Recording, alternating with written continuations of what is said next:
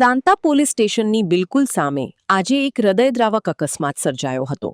અનિયંત્રિત બનેલી એક કાર રસ્તા કિનારે આવેલા ગલ્લામાં ધડાકાભેર ઘૂસી જતા એક વ્યક્તિનું કમકમાટીભર્યું મોત નીપજ્યું છે, જ્યારે અન્ય 6 લોકો ઈજાગ્રસ્ત થયા છે.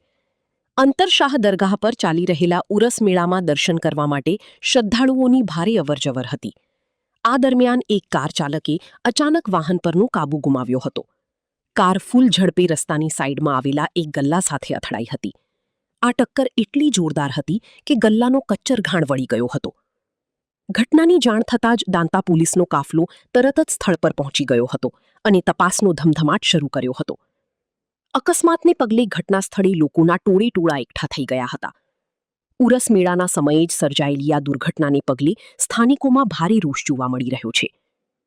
પોલીસે હાલ અકસ્માતનો ગુનો નોંધી કાર ચાલક વિરુદ્ધ કાયદેસરની કાર્યવાહી હાથ ધરી છે.